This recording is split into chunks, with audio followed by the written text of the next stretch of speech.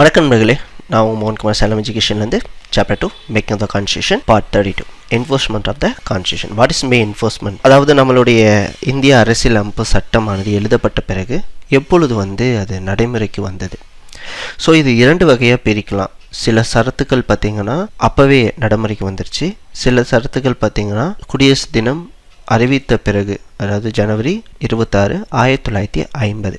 So இந்த மாதிரி இரண்டு வகையாக பிரிக்கலாம். ஸோ அதை பற்றி தான் இந்த வீடியோவில் பார்க்க போகிறோம். மேலும் இந்த வீடியோவில் என்னென்ன பார்க்க போகிறோம்னா, இது எப்படியெல்லாம் கடந்து வந்த பாதை முழுவதுமாக பார்த்துட்டு நான் அதுக்கப்புறம் என்ஃபோர்ஸ்மெண்ட் போவோம். அப்படி கடந்து வந்த பாதை, அதாவது இந்திய கான்ஸ்டியூஷன், இந்தியாவுக்கான தனியான ஒரு இந்திய அரசியலமைப்பு சட்டம் தேவைப்படும் பொழுது எப்படி தேவைப்பட்டது, எப்படி இனிஷியேட், அதாவது ஆரம்ப காலகட்டத்தில் இந்த ஐடியாவை கொடுத்தது யாரு, இந்த ஐடியாக்கள் பற்றிய செய்திகள் எல்லாத்தையுமே நம்ம பார்த்துட்டு போவோம். இதுதான் எனாக்ட்மெண்ட் ஆஃப் கான்ஸ்டியூஷன், அதாவது உருவாக்கத்துக்கு தேவையான விஷயம் எல்லாமே ஹிஸ்டாரிக்கல் பேக்ரவுண்டோடு நம்ம பார்க்க போகிறோம்.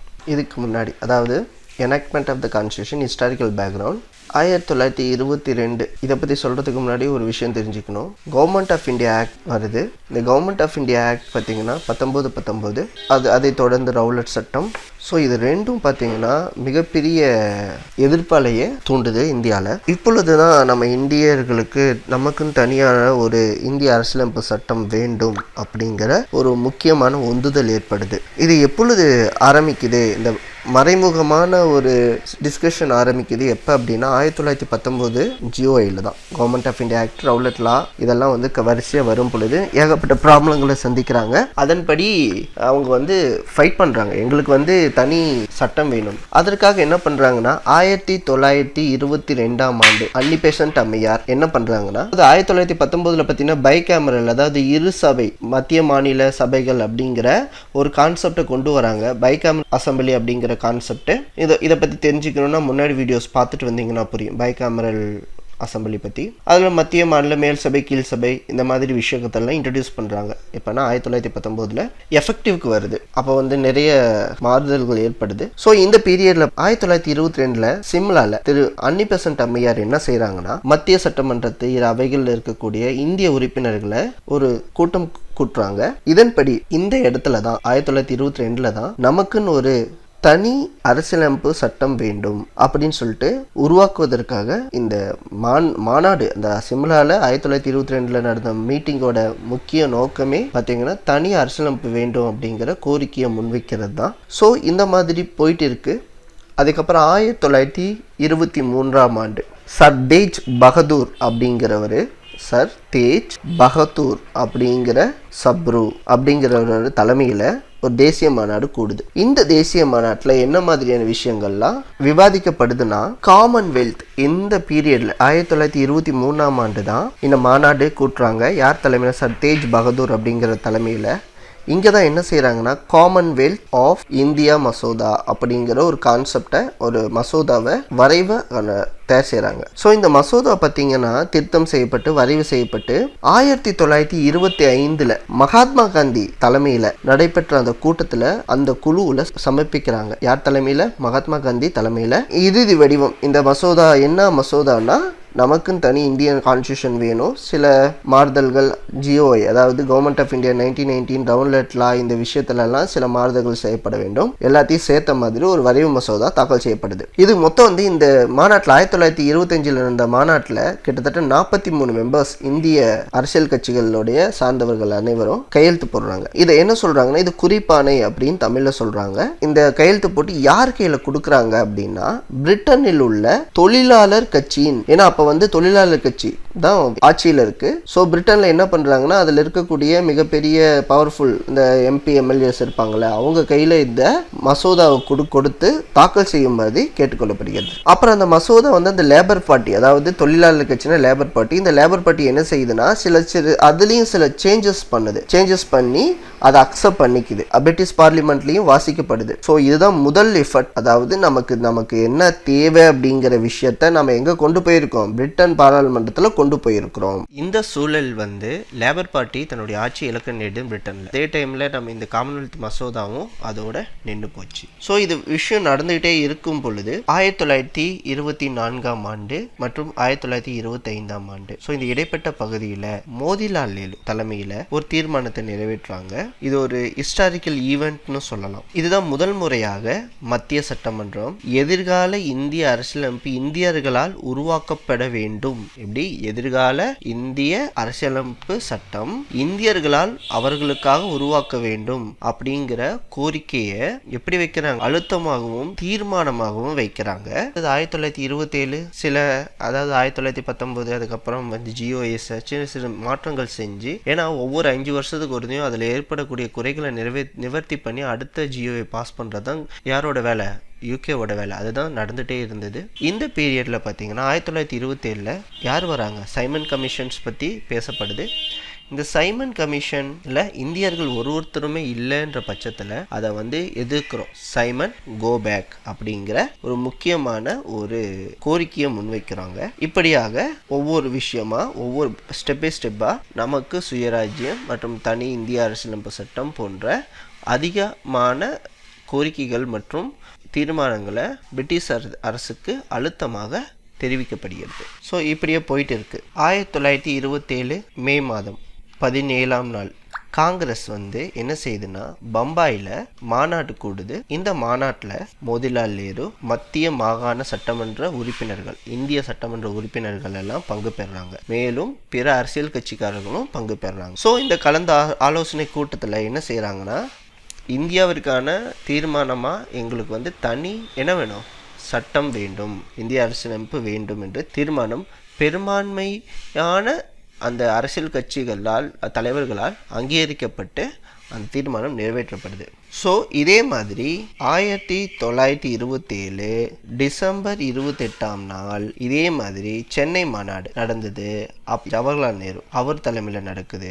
அவர் என்ன செய்யறாருன்னா இன்னொரு முறையும் கோரிக்கை வலுவாக வைக்கப்படுது. இந்த பீரியட்ல 1928ஆம் ஆண்டு மே 19ஆம் நாள் பம்பாயில் அனைத்து கட்சி கூட்டம் நடைபெறுகிறது. ஸோ இந்த அனைத்து கட்சி கூட்டத்தில் தான் என்ன பண்றாங்கன்னா, மோதிலால் நேரு ஒரு ரிப்போர்ட் தயார் செய்கிறாங்க.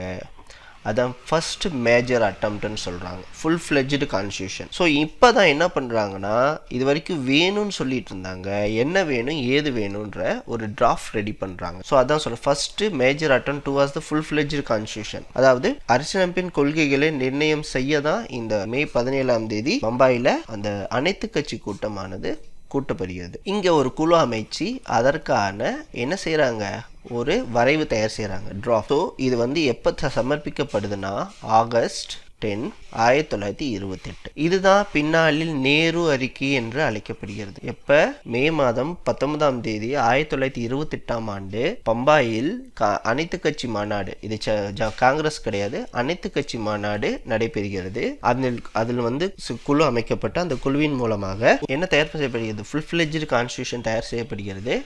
அந்த கான்ஸ்டியூஷனை என்ன செய்யறாங்கன்னா ஆகஸ்ட் 10, 1928 டிராஃப்டா சமர்ப்பிக்கப்படுகிறது. இதை தான் நேரு அறிக்கை அப்படின்னு சொல்றாங்க. இதை பற்றி கேபினட் அப்படிங்கிறவர் என்ன சொல்றாருன்னா, இந்திய தேசியவாதம் கட்டமைக்க முடியாத சவாலுக்கான பதில் மட்டுமல்ல இது அப்படின்னு சொல்றாரு. அதே மாதிரி இறையாண்மை இந்திய மக்களுக்கு உரியது என்று கோட்பாட்டையும் பிரதிபலிப்பதான் இருந்தது. இதுல என்னென்ன இருந்ததுன்னா, முக்கியமான விஷயம் இந்த நேரு அறிக்கையில ஃபண்டமெண்டல் ரைட்ஸ் இருந்தது, அடிப்படை உரிமைகள் இருந்தது. அடுத்தது பாத்தீங்கன்னா அதிகபட்ச கூட்டாட்சியா ஆட்சியை பண்ணணும், அதிகபட்ச எப்படி இருக்கணும், சுயாட்சியோட இருக்கணும் ஒவ்வொரு மாகாணமும் அப்படிங்கிற விஷயத்த முன்வைக்காங்க. ஸோ இதெல்லாம் வந்து அறிக்கையில வெளிப்பட்டது. இது இப்படியே போயிட்டு இருக்கிறப்ப 1930-32 இதுக்கப்புறம் தான் இது வட்டமேசை மாநாடுகள் 1930, 1931, 1932. ஸோ முதல் வட்டமேசை மாநாடு ஓரளவுக்கு ஓகே, செகண்ட் அண்ட் தேர்ட் வந்து உங்களுக்கு ஃபெயிலியர்னே சொல்லலாம். இது வந்து இந்த மூன்றுலேயுமே கலந்து கொண்டவர் யாருன்னா அம்பேத்கர் மட்டும்தான் கலந்துக்கு. இந்த வட்டமேசை மாநாடுகள் பற்றி செய்திகள் ஃபுல்லாக வேணும் அப்படின்னா இதோடைய பகுதி 20 பார்ட் 20ல் பார்த்தீங்கன்னா வட்டமேசை மாநாடுகள் பற்றிய முழு செய்தி இடம்பெற்றிருக்கும். இந்த பீரியட், இந்த 3 வட்டமேசை மாநாடுகளுடைய வெள்ளை அறிக்கை, ஒயிட் பேப்பர்ஸ், வெள்ளை அறிக்கை வெளியிடப்படுது. இந்த வெள்ளை அறிக்கையின்படி அந்த டொமினியன் இண்டஸ்ட்ரி, செப்பரேட் எலக்ட்ரேட் அப்படின்னா டாக்டர் B.R. அம்பேத்கர் என்ன பண்றாருன்னா சிறுபான்மையினருக்கு தனி தொகுதி வேணும்ன்றாரு. அலிஜினா தனி நாடு கேட்டது. இந்த மாதிரி விஷயம் எல்லாமே இந்த 3 வட்டமேசை மாநாடுகள்ல நடந்தது. ஸோ அப்போ மெக்டொனால்டு அப்படிங்கிறவர் பிரதமராக இருக்கார். சரியா, நிறைய விஷயம்லாம் நிறைய டிஸ்கஷன் நடந்தது. இப்போ எனக்கு என்ன வேணும், சுயராஜ்யம் அப்படிங்கிற கான்செப்டில் எல்லாரும் தெளிவாக இருந்தோம். ஸோ இந்த பீரியடில் சைமன் கமிஷன் ஃபெயிலியர் ஆயிடுச்சு. அடுத்தது வட்டமேசை மாநாடோட அதுவும் ஃபெயிலியர் தான். ஸோ இது என்ன செய்யலாம் அப்படின்னு யோசிச்சுட்டு இருக்கிறப்ப சைமன் கமிஷனின் தோல்வி, வட்டமேசை மாநாடுகளோட தோல்வி, இதெல்லாம் சேர்ந்து தான் இந்திய அரசு சட்டம் GO government of India act 1935 இதில் இருக்கக்கூடிய நிறைய சட்டங்களை இன்னும் நாம் பயன்படுத்தி கொண்டு இருக்கிறோம். IPC இதெல்லாம் பார்த்தீங்கன்னா அப்போ கொடுத்தது தான். இதுதான் ஹிஸ்டாரிக்கல் பேக்ரவுண்ட். ஸோ அடுத்தது 1934 the constitution assembly presented by M.N. Roy. இது ரொம்ப இம்பார்ட்டன்ட். M.N. ராய். ஸோ இந்த M.N. ராய் அப்படிங்கிறவர் யார் அப்படின்னா இந்தியாவின் கம்யூனிஸ்டோட முன்னோடின்னு சொல்லலாம். ஸோ இவர் 1934 பகிரங்கமாக எங்களுக்கு கான்ஸ்டியூஷன் வேணும் அப்படிங்கிற ப்ரப்போஸ் கொடுக்குறார். ஃபர்ஸ்ட் டைம் எங்கள் கான்ஸ்டியூஷன் அசம்பிளியில் எங்களுக்கு தனியாக இது வரைக்கும் என்ன இவங்க மாநாடு போட்டு தீர்மானம் நிறைவேற்றி அதை மசோதாவாக பிரிட்டன் பார்லிமெண்ட்டில் கொடுத்துட்டு இருந்தாங்க. ஆனால் M.N. ராய் என்ன செய்கிறாருன்னா முதல்ல இந்தியன் கான்ஸ்டியூஷன் அசம்பிளியில் ப்ரெசென்ட் பண்ணுறாரு. We want own constitution. So முதல்ல இந்தியாவில் தனக்கு, அதாவது இந்தியாவுக்கு எங்களுக்கு தனி சட்டம் வேண்டும் அப்படின்னு முதலாக முன்மொழிந்தவர், அந்த தைரியத்தோடு இருந்தவர் பார்த்தீங்கன்னா M.N. Roy 1934. He is a advocate of radical democracy. அப்படின்னா என்ன, தீவிரவாத ஜனநாயகவாதி அப்படின்னு சொல்லலாம் M.N. ராய். அதுக்கப்புறம் 1935ஆம் ஆண்டு இந்தியன் நேஷனல் காங்கிரஸ் தன்னுடைய கோரிக்கையை அதிகாரப்பூர்வ கோரிக்கையா மாற்றுது. அது வரைக்கும் இவங்களுக்குள்ள தீர்மானம் போட்டுட்டு இருந்தாங்க. இதுக்கு மேல நான் என்ன செய்யணும், கான்ஸ்டியூஷன் அசம்பிளியில எங்களுக்கு இது வேணும் எதிர்த்து கேள்வி கேட்க ஆரம்பிக்கிறாங்க. அடுத்தது 1936ஆம் ஆண்டு லக்னோவில் மாநாடு நடத்தப்படுது. ஸோ ஏப்ரல் மாதம் மாநாடு நடத்தியாச்சு. அந்த மாநாட்டில் இந்த மாநாடு உருவாகிறதுக்கு காரணம்னா GOI கவர்மெண்ட் ஆஃப் இந்தியா 1935 கொடுக்கப்பட்டது. இந்த சட்டமானது இந்தியர்களுக்கு, ஏன்னா சுயராஜ்யம் மற்றும் இந்தியர்களுக்குன்னு தனி சட்டம், இந்த மாதிரி கோரிக்கைகள் இருந்தது. இந்த கோரிக்கைகள் அனைத்துமே பற்றி நிராகரிக்கப்பட்டு அந்த கவர்மெண்ட் ஆஃப் இந்தியா ஆக்ட் இந்தியர்கள் மேல் திணிக்கப்படக்கூடியதாக இருந்தது. ஸோ அதற்காக அது எதிராக தீர்மானம் நிறைவேற்றுவதற்காக மாநாடு ஏப்ரல் லக்னோ 1936 ஜவஹர்லால் நேரு தலைமையில் நடக்குது. இப்படியாக 1937 39 வரைக்கும் செயற்குழு உறுப்பினர்கள் கான்ஸ்டியூஷன் அசம்பிளியில் பலவித காலகட்டங்களில் அவங்க கோரிக்கையை வலியுறுத்திக்கிட்டே இருக்காங்க. இதை 1940ஆம் ஆண்டு பிரிட்டிஷ் கவர்மெண்ட் அக்செப்ட் பண்ணுது. இதற்காக 1942ஆம் ஆண்டு கிரிப்ஸ் தூதுக்குழு வருது. பட் என்ன பிரச்சனைனா, காங்கிரஸ் சொன்ன அவங்களுடைய கோரிக்கையும், காங்கிரஸ் கோரிக்கை, முஸ்லீம் லீக் கோரிக்கை ஆல்ரெடி பார்த்தாச்சு. காங்கிரஸ் என்னென்ன கோரிக்கை வச்சது, என்ன மாதிரியான முஸ்லீம் லீக் என்ன கோரிக்கை வச்சது எல்லாமே முன்னாடி வீடியோஸில் இருக்குது. முதல் ரவுண்ட் டைம் கான்ஃபரன்ஸ், இரண்டாவது ரவுண்ட் டேபிள் கான்ஃபரன்ஸ், அது இல்லாமல் பார்த்தீங்கன்னா அலிஜினா சொன்னது எல்லாமே முன்னாடி லிஸ்ட்டு போட்டு கொடுத்துருக்கு. ஸோ நீங்கள் முன்னாடி வீடியோஸை நீங்கள் பார்த்துருங்க. ஏன்னா ஒவ்வொரு விஷயத்துக்கும் எக்ஸ்பிளைன் பண்ணால் என்ன ஆகும், உங்களுக்கு வீடியோ நீண்டுகிட்டே போகும். நான் முன்னாடி சொல்லாத விஷயத்த மட்டும்தான் இங்கே சொல்லியிருக்கேன்.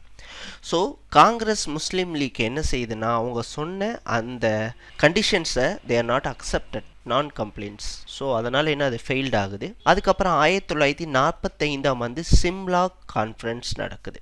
அதுக்கப்புறம் ஜனவரி டு மே 1946ஆம் ஆண்டு கான்ஸ்டியூஷன் அசம்பிளி கிரியேட் பண்ணப்படுது. யார் ரெக்கமெண்ட் பண்ணுறா, கேபினெட் மிஷன் ரெக்கமெண்ட் பண்ணுது. ஸோ இங்கே கான்ஸ்டியூஷன் அசம்பிளியில் யார் இருப்பா, ஒரு கொஷின் வரும்ல, ஆல்ரெடி செலக்ட் பண்ணி வச்சுருக்கோம்ல, அவங்க தான் அடுத்த எலெக்ஷன் நடந்து நம்மளுடைய இந்தியன் கான்ஸ்டியூஷன் உருவாக்கி அது வரைக்கும் இந்த அசம்பிளியே தற்காலிக பாராளுமன்றமாக செயல்படும் அப்படின்னு சொல்லியிருக்காங்க. ஆக்சுவலாக அடுத்த வீடியோவில் நாம் இதோட இன்னொரு பார்ட் பார்த்துட்டு இந்த என்ன சொல்லியிருக்காங்களோ அதை மட்டும் பார்ப்போம். ஸோ ஏன்னா ரொம்ப பெருசாக இருந்தால் வீடியோ உங்களால் பார்க்க முடியாது, அதனால தான் இதோட இந்த வீடியோ முடியுது. இந்த வீடியோ பார்க்கக்கூடிய தோழர்கள் அனைவரும் சப்ஸ்கிரைப் பண்ணிவிட்டு பாருங்கள், லைக் கொடுங்க. தேங்க்யூ.